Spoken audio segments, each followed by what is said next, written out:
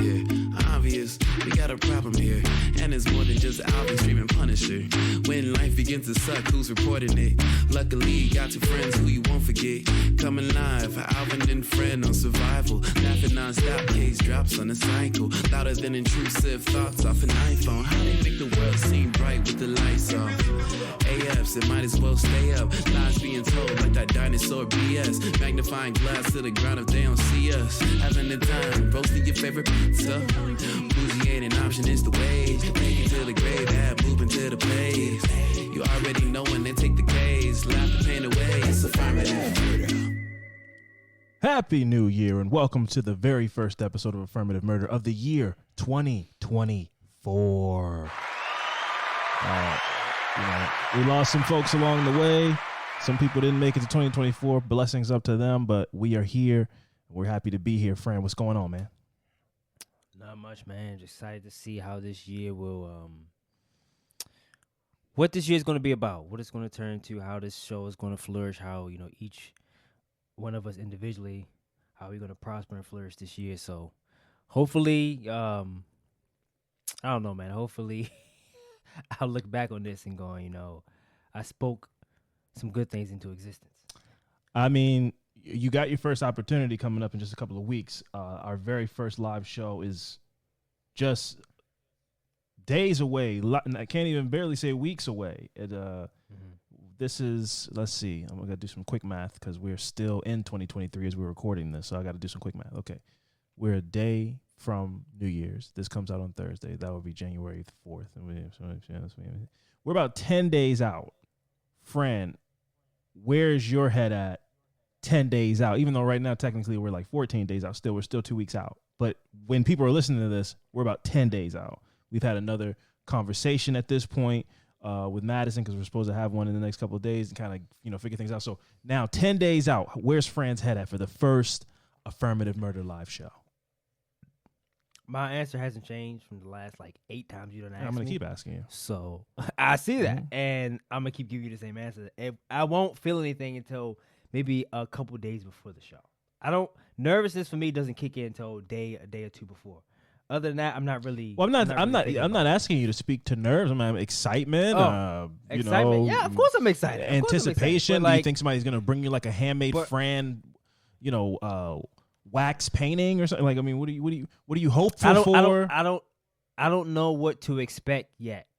This is something I've never done before. As far as I'm excited for us to be finally doing the live show, starting the year off 2024.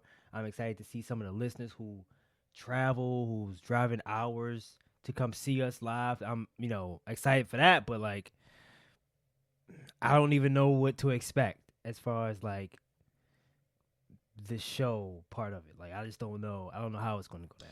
Yeah. I am a person who hides nerves decently. I don't feel like I'm going to be nervous, but just the excitement of being in front of a crowd might have some handshakies.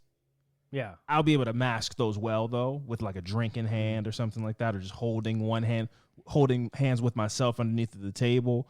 But, yeah, no, I'm excited, man. I'm excited to get in front of people and make some people laugh, have some interesting conversations, interact with people. It's very monumental is the best word I can come up with for something like this. I mean, we've been doing this podcast for some time now, and this is the first time we're doing anything like this, and so it's super exciting. But of course, there's nerves, because you want to put on a good show and all that good stuff. But yeah, man, 10 days out, get your tickets. There's still some available. They're still selling. I think that we will sell out. If we don't sell out, that's fine. But we aren't performing in an empty room, and so that's exciting already. I was excited when one ticket sold because I was like, okay, me and Fran aren't going to be talking to an empty room. Also, I'm trying to focus. I'm really distracted. You have this Big Mama's robe on, and it's really been you've been adjusting it like a woman who's on the front porch looking at her neighbors nosily. Yeah, and it's been really distracting. Why are you wearing a robe? Because I'm home, I'm comfortable, and this is. Is that how you live in your house? You robe up? I throw my robe on. Yeah. Okay. My dad used to wear a robe. That's fancy. Yeah. Yeah, you come from money. I forgot. You sleep in matching pajama set too, or? Matching pajama set? Yeah. No. You throw the flannel, the top and the bottom on, or no? I free it. You leave it at the robe. I free it when I go to sleep. You what? I free it. You free it? Yeah. I don't even want to pursue that any further. You asked. I don't. Cool, and I retract. I take All back right. my ask. Well, I don't you wanna go can't there. ask a question and then like be I disappointed with didn't. the answer. I asked if you wore flannel pajamas, and you started talking about whatever that was. That was crazy. God bless you. Thank you. I didn't get to thank you as you left last What's up? night. You came over for a Christmas party. Oh yeah. It was chaos, kids running around all over the place, but it was Yeah. a good time. It was good to be surrounded by friends during the holiday season. We had some drinks, had some laughs, Yeah, man. and it was a fun time. So thank you for coming out. That was Absolutely. that was a super fun night, and Appreciate man, the it's- invite. Shout out to my man Jay and his beautiful family. yeah. My boy Jay, friend of the show, came through clean, talking Yeah. Tesla talk, schooling me. Fran. I've told him many a time as a person, as a broke boy, I'm like, dude, don't get a Tesla. Like, they're not everything that they're cracked up to be. And then a person with a Tesla was like, no, Like, let me tell they you why are. it is, why it really is cracked up. All this crack. It's I'm so gonna much give you a crack. list. My man Jay was like, I'm gonna give you a list. One. Yeah, he was like, it's crack cocaine. It's very much cracked up as it is been preached to be. I was like, you know what? You're right. I should stop watching YouTube reviews and then going to go around telling people like I know Right. firsthand. Now I do drive Teslas at my job. I do not like to have a steering wheel, but I do not take one home at the end of the day. So who am I to be telling you not to get one? Yeah, you demo drive it for a half an hour and be like, these things suck. It's like, Yeah. I'm not listening to you. You Yeah. don't have one.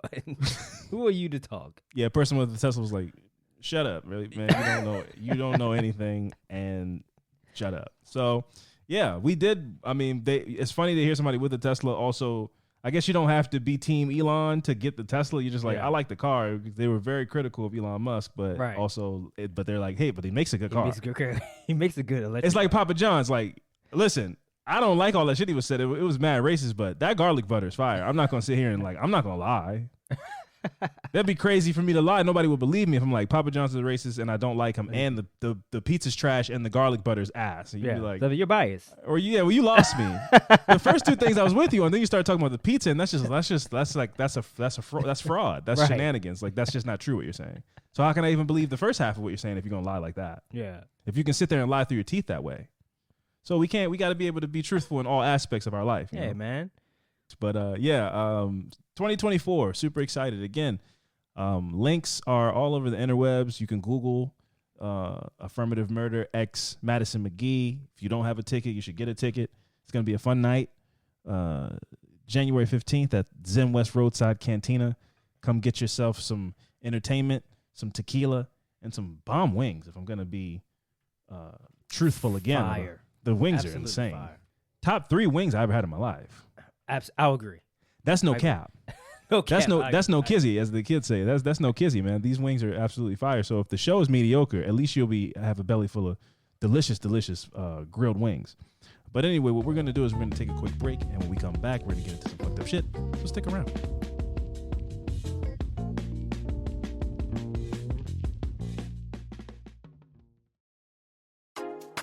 Affirmative Murder is brought to you by Factor. The holiday season is a beautiful time, but very chaotic. And if you're looking for nutritious, convenient meals to keep that energy at its peak for all the stressful running around that is in your very near future, then you should try Factor, America's #1 ready-to-eat meal delivery service.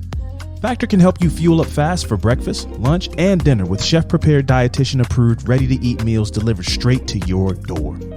You're going to save time, you're going to eat well, and you're going to stay on track with all your healthy lifestyle choices while also taking care of your holiday to-do list. Skip the stress of meal prepping over the holidays with Factor. Choose from over 35 weekly flavor-packed, fresh, never-frozen meals that support a healthy lifestyle and meet your meal preferences. All delivered right to your door and ready to eat in 2 minutes. This is convenience and deliciousness you just don't want to miss. So head over to factormeals.com/AMP50 and use the promo code AMP50 to get 50% off. Again, that's factormeals.com/AMP50. And that promo code is AMP50. Use it and get 50% off. One last time, that's Factor, America's #1 ready-to-eat meal delivery service. Affirmative Murder is brought to you by BetterHelp. I want you guys to think to yourselves, what are some things that you want to take into 2024 that you are absolutely nailing? You see, around this time of year, when NYE is on the approach, people start throwing around words like resolution and change and new year, new me. But the amazing thing about therapy is they help you find your strengths so you can ditch all those crazy, unattainable resolutions and make changes that really stick. Maybe you've been waking up at 5 o'clock in the morning every morning to go for a brisk walk. And in 2024, you want to kick things up to a gym visit. Maybe you've been calling your friends once a month to check in and stay in touch, even though life is so crazy. But in 2024, you're hoping to jump into some IRL, real life visitations. For me, therapy has taught me one important thing, which is accountability. There are relationships in my life that I kind of waved off as being a victim to time and evolution and growth, when in reality, I just needed to put forth a little bit more effort. And through accountability, I was able to recognize those kind of things and make adjustments where I can. Nobody's perfect. I haven't nailed it, but I'm doing better. So if you've got some things about yourself you want to take from good to great, and you're thinking of starting therapy, give BetterHelp a try. It's entirely online and designed to be convenient, flexible, and suited to your schedule. Just fill out a brief questionnaire and get matched with a licensed therapist, and switch therapists anytime for no additional charge. Celebrate the progress you've already made. Visit BetterHelp.com/AMP today to get 10% off your first month. That's BetterHelp.com/A, M as in Martha, Kent, Superman's mom, P, for 10% off your first month. All right, and we are back. Fran, before we jump into our affirmative murder, I just want to say the state in which this one takes place, it just never ceases to amaze me. The levels of jaw-droppingly horrible things that come out of the state of Florida. It really is like it's its own place, but it's also like not a real place. It's like if Florida's not a real place, but it also is so uniquely Florida. Every time you think, man, it can't get any crazier than this, it continues to top itself. Yeah. I don't know what's in the water down there in Florida, but it needs to be studied. And it also needs to be like cut off, like take a saw and cut around it like in an Acme Looney Tunes cartoon and just kind of push it out to the sea. And let it just be a floating island of misfits and just criminals. Separate it like a little, just put a bridge. Yeah, or like put a border up like around the whole thing. Build that wall. You know, in this case, I'm pro. Build a wall around Florida. Yeah, I agree. They have their own little distinct people. Like you kind of look at somebody and hear them and go like, "Oh, I know where you're from." That's a Floridian. Yeah, I know. I know exactly where you're from. We got to stop making excuses, bro. I'm here to start the campaign in 2024. We cannot just because they have Disneyland, we can't let Florida keep holding us hostage like this. Like we have to go to Florida. There are better places with beaches. There are better places with amusement parks. Now, is Disneyland great? Disneyland, though. You have to go. I mean. No. We're done with that. We can't keep letting this state hold us hostage like this. We were in Orlando. What else is in Orlando? Nothing. Hotels that cannot find our reservations. Scammer cab people at the airport. That's facts. Yeah. A bunch of resorts that nobody wants to go to. So you're just riding past a bunch of hotels that are abandoned. Orlando sucks. And people go because Disneyland is a magical place. Yeah. I say we convince the people of Disney Corp who have infinity money. Put some jetpacks underneath that thing, rocket it up, and put it in Connecticut or something, man. Let's do this. Yeah, that's not going to happen. Nobody wants to go to Connecticut for Disney World. Who wants to go to sweltering Florida, man? The heat is, if you're not on the beach, Florida is actually hell. It's so muggy and humid. It's not refreshing. It's not a tropical climate to me. It is disgusting. South Beach. Everybody loves South Beach. Anyway, Fran, let's get into our affirmative murder this week. This one is a rough one, but it was actually absolutely crazy when it came across my path. I had to send it to Fran. I was like, let's get into this. This is a wild one. It's so much. First of all, it's black people in a trailer park. That's a unique one. Absolutely. And more. and more fucked up shit. Like there's so much fucked up shit and more. Friend, this is the story of Adriana Zimmerman. So on March 24th, 2010, in Inslee, Florida, an altercation between four women led to a horrific death. 42-year-old Tina Brown, her 16-year-old daughter Brittany Miller, their 27-year-old neighbor Heather Lee, and 19-year-old Adriana Zimmerman got into a series of altercations, allegedly over a man, and more. That's going to be the theme of this episode, is and more. It's always like something happened, but there's a history of more and more crazy, wild stuff, just degenerate things that took place. So there's a history between these people. So while Audriana's in Tina Brown's home, an intense fight breaks out. I'm talking about this is, I can only, like, based on the things that I read, it sounds insane. But the fight breaks out, and it's 3-on-1. Mm-hmm. Audriana Zimmerman is being jumped by Heather Lee and Tina Brown and Tina Brown's daughter, Brittany. They start shocking her with a stun gun. They're punching and kicking her. They're beating her with a crowbar. And I guess eventually they crossed the line and they felt like we've gone to a point of no return. Mm-hmm. So they decided to pull the car around, throw her into their car, and drive out into the middle of the woods, where they beat her even more. Mm-hmm. They then douse her in gasoline and set her on fire. Yep. The 3 women then leave her to die alone in the woods. Now, what happens next is almost impossible to believe, except for the fact that it actually happened. Zimmerman, after enduring all of that torture, survives. She then walks a third of a mile to the home of Terrence Hendrick, mm-hmm. who proceeds to call 911. Fire Chief Hercules Kennard found Audriana Zimmerman sitting on the porch, rocking back and forth. She was suffering from burns on most of her body. Her jaw appeared dislocated, and she was moaning for help. Also, side note, I've never heard of a person being named Hercules, like in real life. Yeah, I thought it was like they was just trying to be like nice, like giving him like some type of type thing. I think, but this is Florida. You got to keep that in mind. This is Florida. Only in Florida can you even stumble upon somebody that's like, yeah, my name's Hercules. Yeah, what?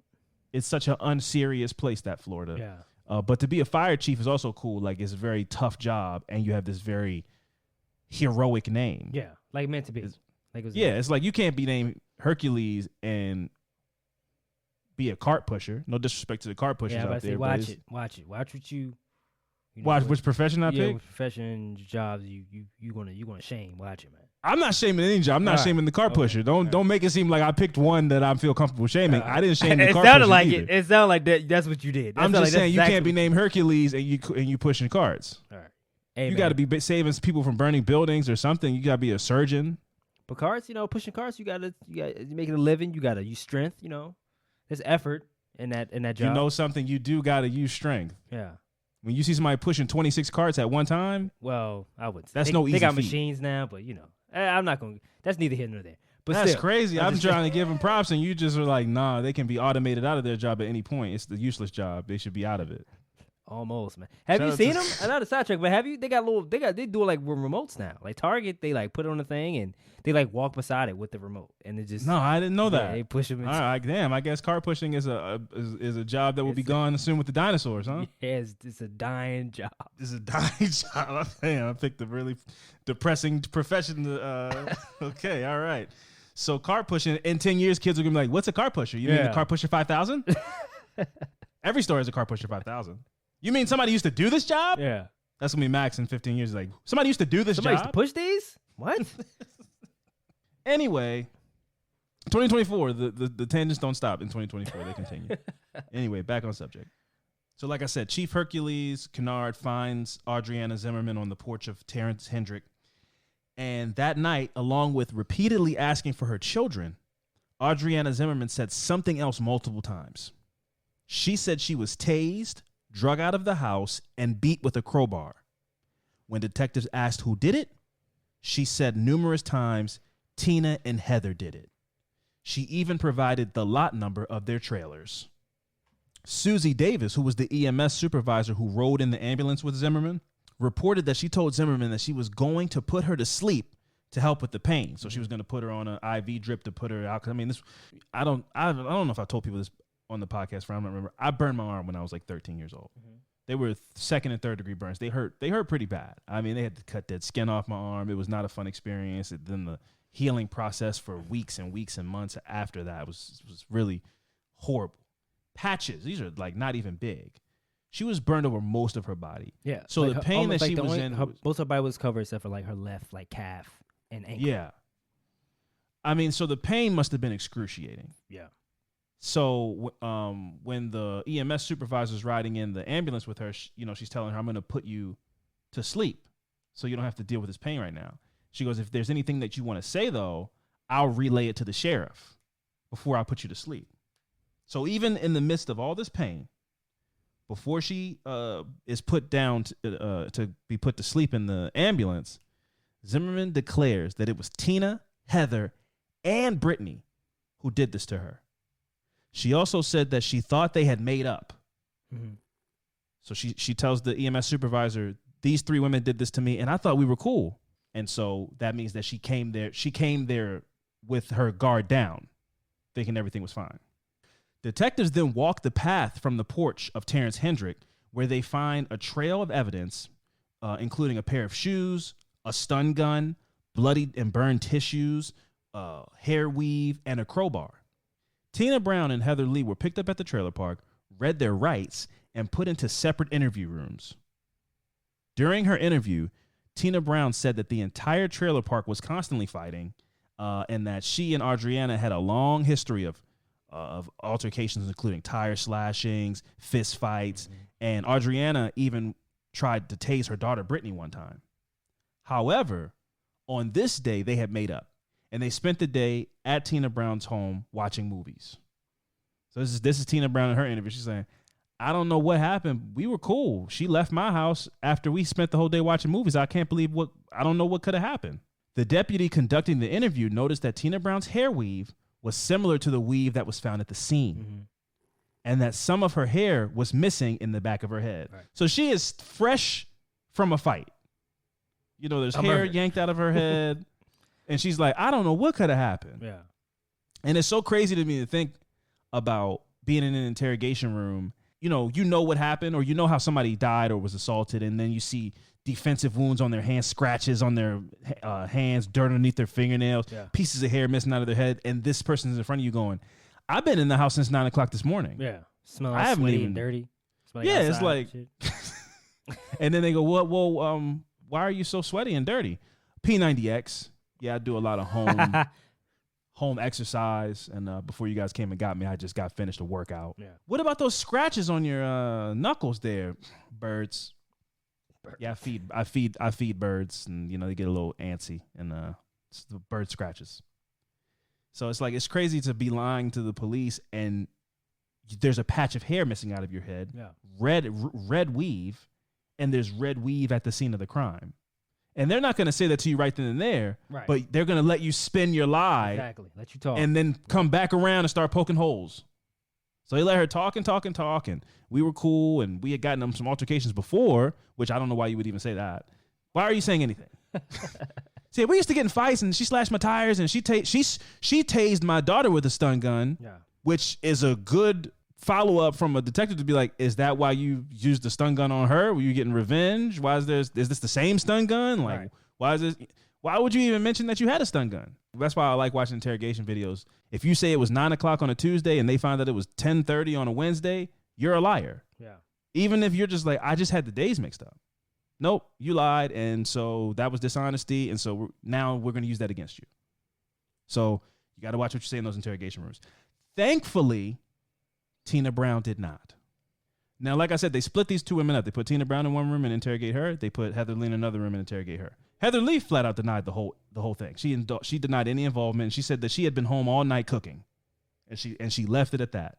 2 days later, on March 26th, police seized Tina's red Hyundai SUV, where DNA, which was blood found on the passenger headrest, matched that of Zimmerman. Mm-hmm. Tina Brown's DNA was found on the stun gun. 15-year-old Mallory Azriel testified to being in the trailer the night of the attack. So now we're about to get the full accounting from a witness who was in the trailer that night. And that's the daughter's friend, right? That's the daughter's friend. Mm-hmm. So Mallory says that Heather, Tina, and Brittany were at Tina's trailer when Zimmerman came over looking for something to put on her tattoo so it wouldn't get infected. She was in the house for about 5 minutes when Tina started tasing her in the kitchen. Mm-hmm. So she, again, let her in, let her guard down, caught her looking the other way, and hit her with the old 23 Skidoo. Tased her in the back, ambushed her, started going crazy on her. Tina was screaming, "Did you call Crime Stoppers on me?" And for those who don't know, Crime Stoppers is like an anonymous tip line where citizens can call to give tips to police to help them solve local crimes. Yeah. So she's basically calling her a snitch. And she's being accused of calling the Department of Child and Families on Tina, and possibly accused of having Zimmerman call the police on Tina's boyfriend in the past, which I think builds up to her also tasing her daughter as well. Yeah. Probably because they keep confronting her in some kind of way. Yeah. Yeah.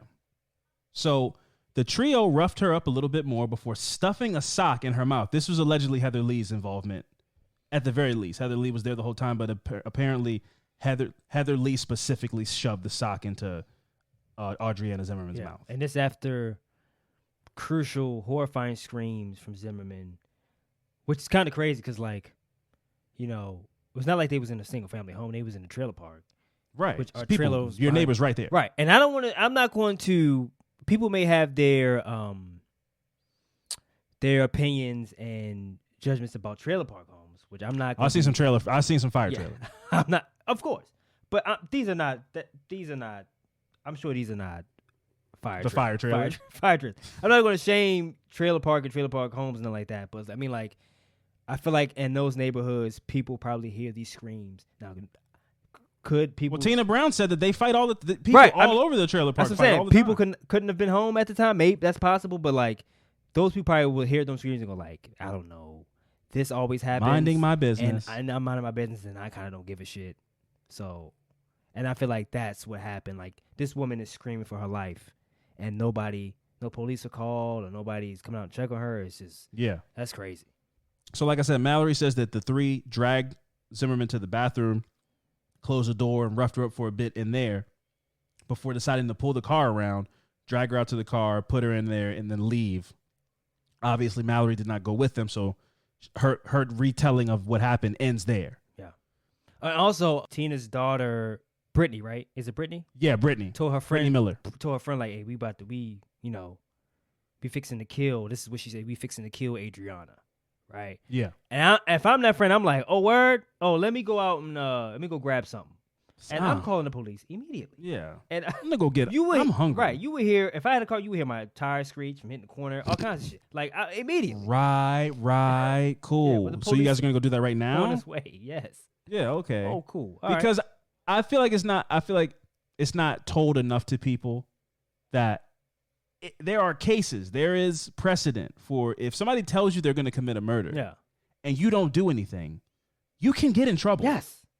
So I'm not going to be an accessory to your murder. Because if they find out, first of all, my name comes her up. Specifically, she was there. Yes. Like, you're going to get in trouble if you don't say anything. Yeah. This is how her way of not getting in trouble is testifying for immunity. But if she wouldn't have testified for immunity, they could have been like, we're charging you with murder too. Yep. You were there. Yeah. You saw the whole thing and you didn't do anything. So murder. Or accessory. We're going to charge you with something. Something, yeah. So if you tell me that you're going to commit a murder, you're asking me to call the police on you. So like I said, Mallory says the three of them leave to go and do what we already discussed. Mm-hmm. When they returned, Brittany told Mallory that they had burned Adriana. Yep. Her hand was also broken. And she wasn't wearing shoes. Shoes were found at the scene of the crime by detectives on the trail, along with hair weave and a bunch of other incriminating things. But they found her shoes on the trail. She comes back home from doing the horrible crime without her shoes. Yeah. On the ride back. Her shoes are found that night. Right. On the ride back, she told her mom, I left my shoes and, I cut my hand or something. Like blood was left. And she was like, that's not happening. We're not going back. The idea that they had that kind of conversation when you find out with the police just doing a walk, they just walked the trail. Mm-hmm. They found shoes. They found the crowbar. They found the stun gun. They found hair weave. They found bloody napkin. Like for you to be like, oh, mom, I left my shoes. Like, girl, the shoes are the least of your concern. Don't even. Yeah. You guys shouldn't even be having a conversation about DNA evidence or anything like that. You guys left a whole smoking gun. Yeah. She said, quote, literally, Mom, you've got to turn around. I left my shoes and a taser. And it said, Brown, however, refused to return to the location of the events of what happened. It's like, that's not happening. That's not how, I'm not going back there. She was sick of what she did, didn't want to see the results of what happened, and was like, I'm not going back. Yeah, I'm not returning. I'm not returning back to that. It ain't gonna happen. If they find it, they just find it. What are they gonna do? Arrest us? Wait, 2 hours later. So, like I said, her hand was broken, and they went to a hospital that like refused to aid her in her hand, and so they had to go to another hospital. It was a whole thing. It was crazy. So they're bouncing around. I don't know what the reason was they denied her. I don't know if it was the reason was probably like fraud. They probably thought I bet it was like health insurance Okay, reasons. yeah, Yeah, I'm okay, sure it was yeah. health insurance reasons or something like that. Because it's not like it's They a can do gunshot that? wound. No, they're not supposed. Oh, No, okay. they're not supposed to. I'm about to say. You're supposed to treat somebody. Yeah, with regardless. it, but if you go to an emergency room. So I'm not sure if she didn't go to maybe she went to an urgent care center. I don't know if an urgent care center is the I don't same think as they an can do emergency that with room. You going there with a broken hand? If my hand is facing the other way, like I want no. Like, who's your insurance provider? No. You gonna need one soon. You better fix my hand. I'm gonna have 2 broken Yeah, I'm hands. gonna have 2 of them. So Mallory also testified that Tina was the most aggressive, but all 3 of the women contributed to attacking Zimmerman. Yes. So Tina was the leader, but that doesn't make anybody else less culpable. They all were involved. Yes. They all played a hand in this. And to drag your daughter into this is it's sick. It's sick. She was 16 at the time. That's crazy. You know, like that's a kid, and you're the mom. She's gonna follow your lead. And why do you think Ms. Zimmerman called the Child Protective Services on you? She's like, I saw this from a mile pulling away. shit like You got your this. kid out here doing all kind of crazy shit. She's probably like, you're the reason she tased me. Yeah. Because you were there that Right. night yelling, taser, Yeah. tase that bitch. Yep.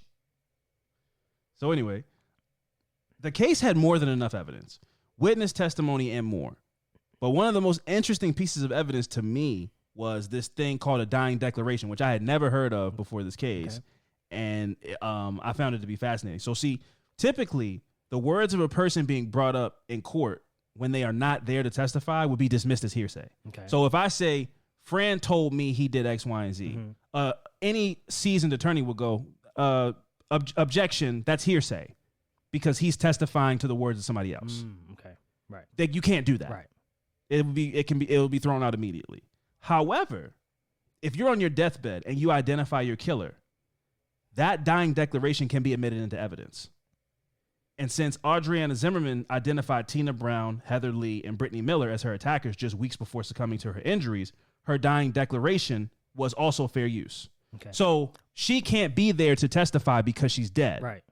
And because she identified these people on her deathbed, in that specific situation, in that scenario, that hearsay can be admitted into evidence. After steps of making sure it's legitimate, though. Well, yeah, if she's dead. I mean, like if she comes up, I mean, on your deathbed, you say, "Oh, Alvin killed me." They still have to.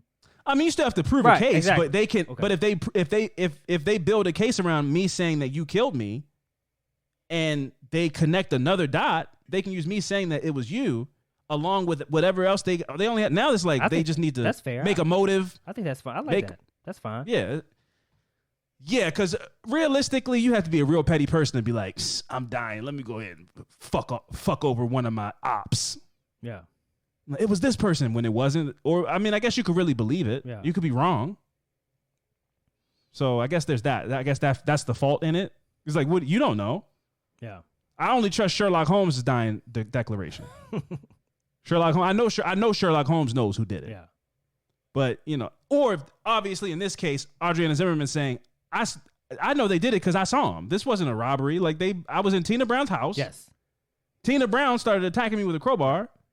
Tina Brown lit me on fire. It's not, this is a dying declaration that is absolutely believable. But I understand the flaw when you start to map it out. Like, okay, what if somebody got shot in the back of the head? They live long enough and they go, I know I had an enemy from when I was in 6th grade. It was them. Yeah. And it's like, well, maybe it was just a robbery. Right. Yeah. Yeah. You didn't really see anything. So can we trust your dying declaration? So I would assume there's probably more to it. And I think that word can is the key. Yeah. Like if it we can fits. prove it, Exactly. if we can make it make sense, then we can use your dying declaration in the trial. And that's what anything else. But if it's just like doesn't make any sense, we probably won't use it. Yeah. So Brittany Miller, who was just 19 years old 2 years after the murder had taken place in the trial, she was given life without parole by Judge Gary Bergosh after her plea to first-degree murder and kidnapping. So she pled out. She was like, I'm not even going to trial. I'll take whatever I can get. Tina Brown was sentenced to death in the case. And Heather Lee was given a reduced sentence of 25 years on a second-degree murder charge and in exchange for testifying against Brown. And her testimony was crazy. She was saying, so Tina started beating her up. I was like, Tina, stop. You're hurting her. I was like, Sure. She had all these moments where she was like, guys, you guys are going too far. I kept telling them to stop doing this. So then I got in the car, drove out to the woods. I was like, you guys brought gas? Like everything was like, I was in shock and I couldn't believe what they were doing, even though I was right there. But Audriana was my friend. Yeah. Her whole testimony was, I didn't do anything. I was just there. That's not going to work. Well, it did work. Because she got 25 years. She got 25 years. I mean, like. She didn't get nothing. Right. So, I mean, she still got 25 years, but it's just crazy to hear somebody, when you sign over on that, whatever your plea agreement is to get your time, and they let you go up there and tell this clearly bullshit story. And it's like, hey man, this is, she agreed to fill in the hole. So she filled in the holes that they need to fill in, which was Tina Brown lit her on fire. Tina Brown was the person in charge. So she can sprinkle in whatever thing she wants to sprinkle in there to make herself feel better. I don't blame her though. I would too. I'm like, those two were crazy. Those mom and daughter are nuts. They made me go. Yeah. They were like, if I don't get in the car, you're next with the crowbar. Yeah. So, of course, I went. Absolutely. She was saying all kind of shit like that. But she filled in the dots they needed filling in. I mean, at this point, we're not friends. It's survival at this point. Like, we're no longer we're talking about three people who lit a woman on fire. I'm not really sure of their moral compass. So, I'm sitting here judging them for, like, being bad friends. That's true. But, I mean, like, if I'm her, I'm like, I don't give a damn. There's no friends. There's no trying to protect each other. Like, no. I'm throwing you under the bus. Who can get the sweetest deal? Yeah. I'm throwing you under the bus. If I can throw you under the bus, I'm throwing her under. I would throw somebody under the bus, literally. Yeah. I'll drive the bus over you. No, but in all seriousness, though, Audriana Zimmerman was just 19 years old. That's crazy. She left behind a husband and multiple children. This was a kind of like a very shocking escalation for me. Like, when you read the story, you go, okay, so they didn't like each other. Yeah. And this is one of those instances where you go, wow, like the dark side of humanity, that people are capable of this kind of evil. You guys had an issue with somebody and you guys got angry enough that this is how you chose to resolve it. Yeah. I think that Miss Zimmerman was more friends with, what is it, Miss Lee? Heather Lee. We're closer with friends with Heather Lee than she was with Tina and her daughter. Sure. I just don't, because some of the things that Zimmerman did was, kind of calling the police on her or her boyfriend or whatever. Doesn't seem like there's no going back. They had a close relationship. It was like, it was just like, she was around, like one of those things where I only know her through her. Right. And some shit was happening. She comes in my house when Heather's here. Right. And some shit went down probably when she was just like, what the fuck? I'm calling the police on this person because your friend is, doing some shady shit, and I just don't like it. So I don't think they really had a relationship. Well, you got to keep in mind also, I don't know if we mentioned it at the time, Tina Brown was 42 years old. Right. Yeah. Heather Lee was 27. Right. Okay. And Audriana Zimmerman was 19. Her daughter, Brittany Miller, was 16. So there's really no continuity in age anyway, but I guess, I would say 19 to 27 is the closer, because when you're 19, you feel like a 16-year-old's a kid. Yeah. You might see a 27-year-old as like a big sister type of thing. So I could agree with that. I could see that being the case. Maybe Heather was the glue or like the middleman where, okay, if Heather's here, Tina's like, all right, I know I don't like this girl, but you're my friend. But it's fine. She can come over if you're here. Right. And I just think that Heather probably knew what Brittany were capable of. So she couldn't even. Maybe she did go. Stop, but it was just like it's possible, right? But she probably. It had to be some fear in there somewhere for her to be like, this is the most I can do to kind of help you. Yeah, because I might be with you, and at the end of the day, I don't want to. I don't want to die. But so I think there was some fear in there where it's like Tina's crazy and I'm kind of in the middle of this, and I don't want to be. Yeah, it's unfortunate, but dragging somebody out into the woods, having a gasoline can, like does she drive around with a can of gas in her car? Don't recommend that. I've read many studies where people, like any kind of car safety people, because you go, well, what if my car breaks down on the side of the road? Yeah. You should not be driving around with a can of gas in your car. So that tells me either they're idiots or it was premeditated. Yeah, had to be. You know, but it's perfectly possible that.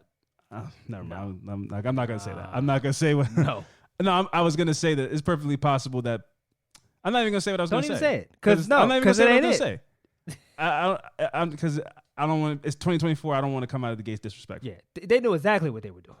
Yeah. This wasn't manslaughter. This was a cerebral, methodical plan to kill this woman. Well said. You don't just beat up somebody and go like, let's take him in the car and let's drive him out to the woods. No. Let's light him on fire. No. That's not a. And then yada yada yada. We started fighting, and then yada yada yada. Next thing you know, I'm striking a match over her body in the woods. Like that's not how that goes. Yeah.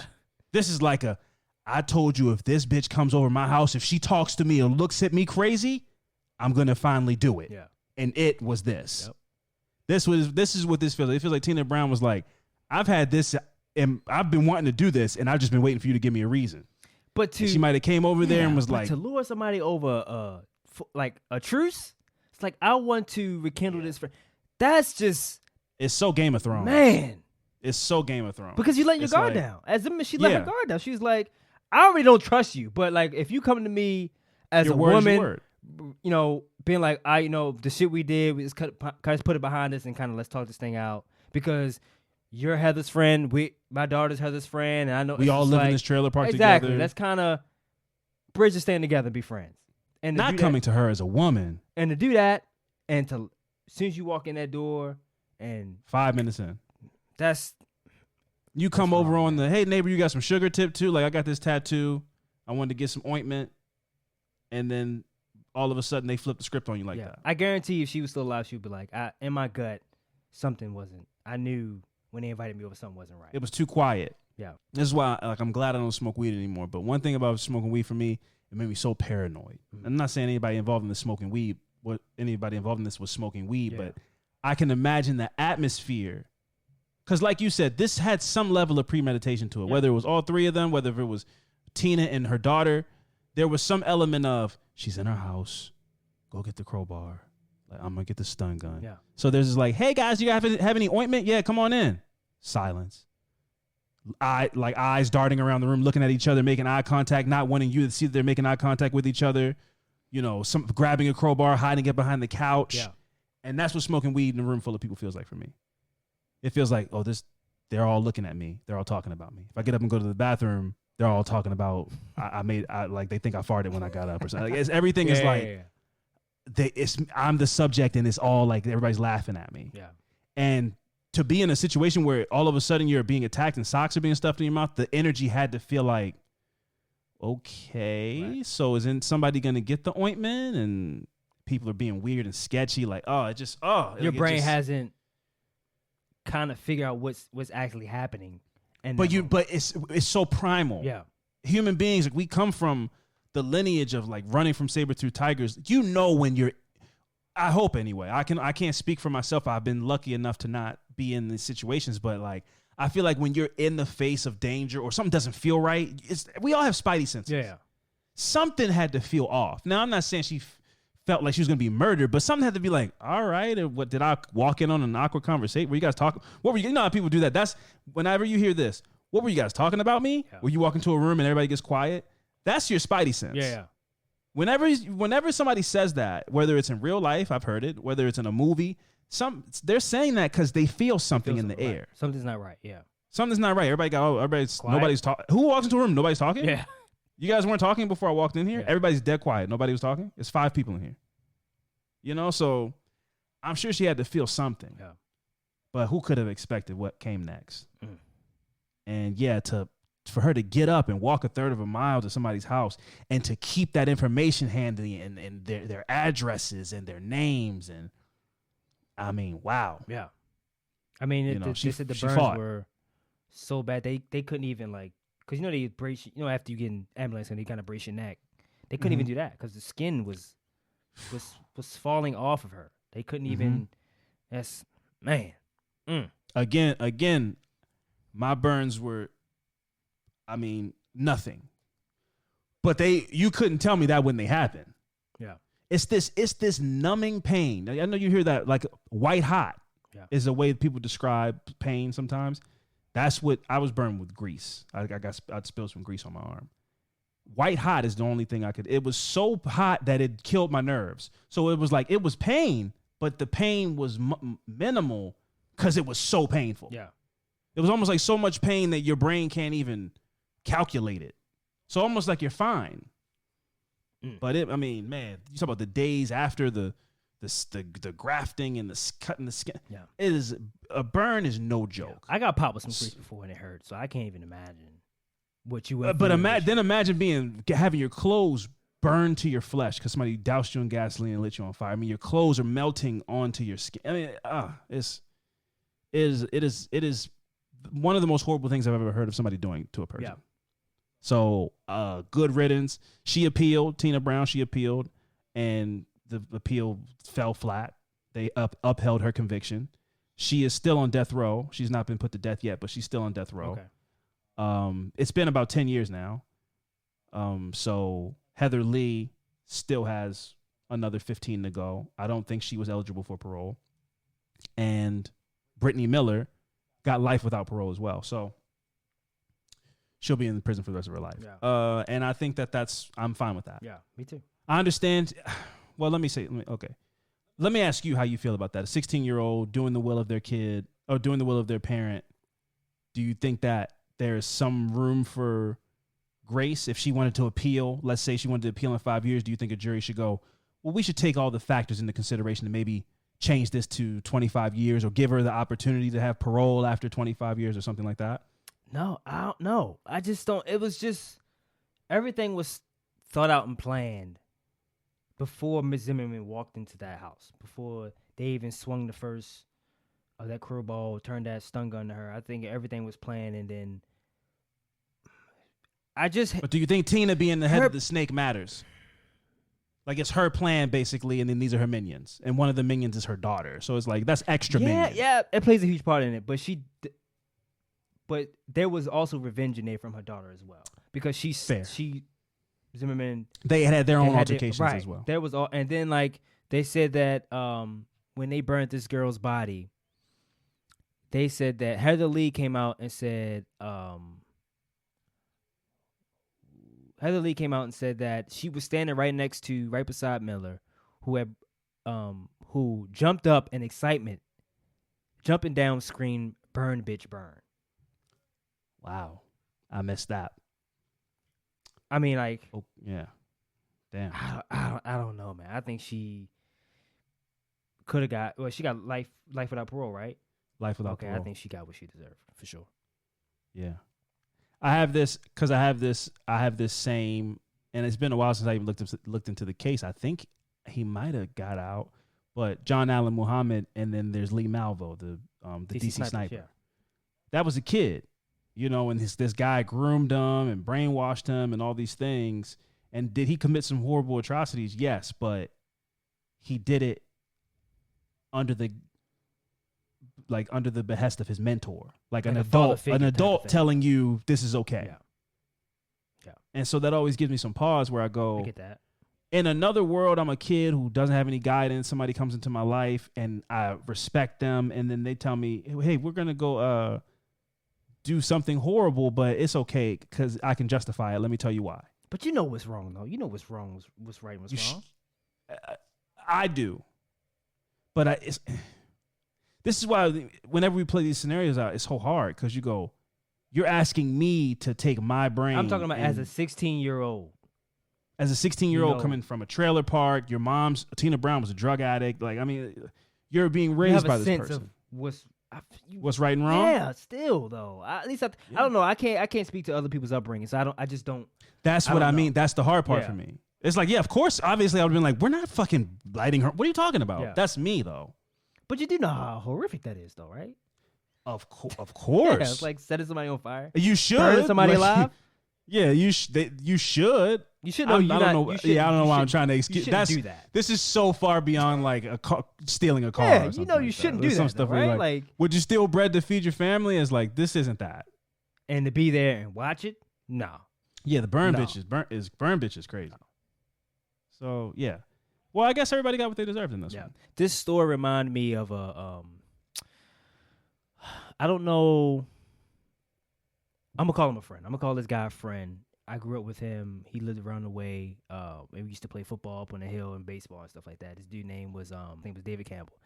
And there was you might remember this. This happened in 2015, 2015. I know he died in 2017, but I think this happened like 2015, 2016, something like that.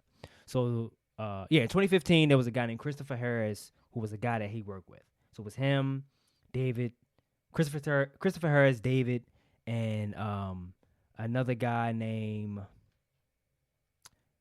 I don't have his. Oh, Sean, and maybe a couple other people who all worked at the same facility, this building. And they was in two cars, and one of the cars ran out of gas, so they walked. This happened on Route 40, by the way. They walked to the nearest gas station, bought gas. There was an altercation between David and Chris that was building up. So they get back to the car, and whatever happened, whatever started this fight, they was like, okay, let's fight it out. And they got into a tussle, and I'm guessing David Campbell, who was the guy I grew up with, got the best of Chris. Right. And Chris doused David with gasoline. The gasoline they bought from the gas station. And lit David on fire. Wow. And there was a video. This is on Facebook. This was a while ago. There was a video on Facebook that because who filmed it? Does somebody, one of the friends? They recorded it for the fight. You know how you record fights. They didn't know this. Obviously, didn't know. Okay, got it. He doused this man in gasoline and lit him on fire.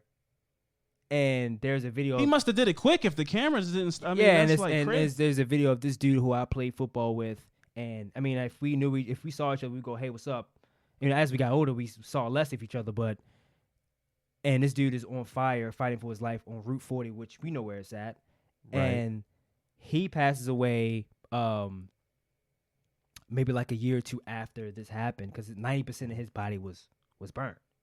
And the guy Sean, who was next to him, caught some of that gasoline that he got doused with, and he was lit on fire as well. So this dude got charged with murder for both of these dudes, and Sean ended up dying. Well, the other guy didn't die, right? Sean ended up dying as well later after David died. Yep.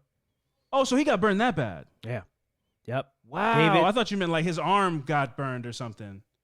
He got burned bad enough too that he eventually succumbed to the injuries as well. He passed away as well. Yep. So he killed two people. He killed two people. He was on May 16th. He was back in 2015. He was warrant for homicide charges after the death of David Campbell.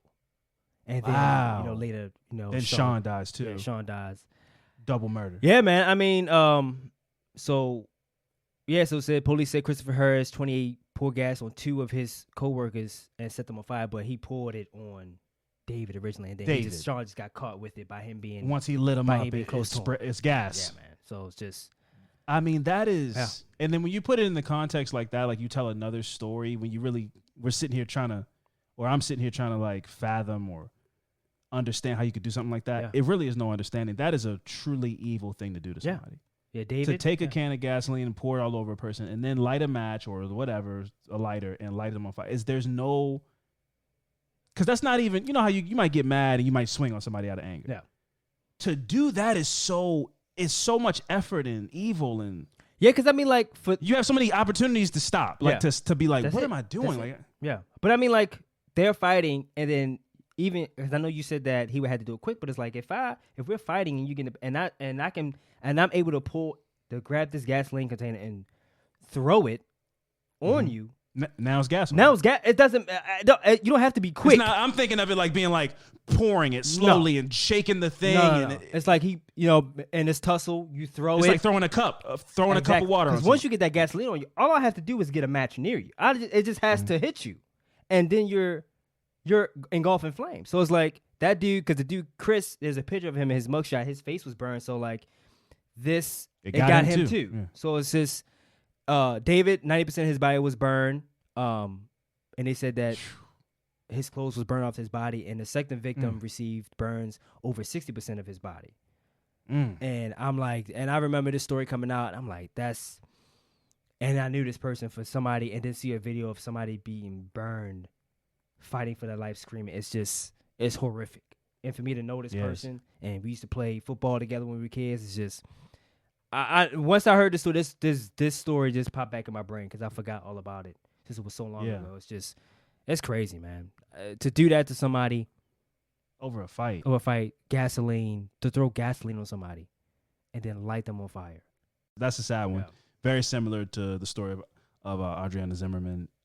Man, really heartless and barbaric and cold to do that to somebody. So thoughts and prayers to everybody involved in that case and in the case you just told to the listeners. Folks, January 15th, 2024, you can catch us at Zen West Roadside Cantina for our very first live show featuring Madison McGee. Tickets are available now. We're very excited to meet people, shake hands, play some games, possibly. I don't know. We don't know what's coming. We don't know what's in store, friend. The possibilities are endless. So join us at Zen West Roadside Cantina on January 15th, 2024. It's going to be a ball. Right, friend? Yeah. Whatever you just said. All right, well, say what? Whatever you said, I agree with whatever you just said. Yeah. That was my wacky, goofy voice. That's how I sell tickets. That's my sell ticket voice, friend. But anyway, until next time, folks, you guys be safe out there. I've been Alvin Williams, joined as always by my partner in true crime, Francel Evans, and we'll see you guys next week. Deuces.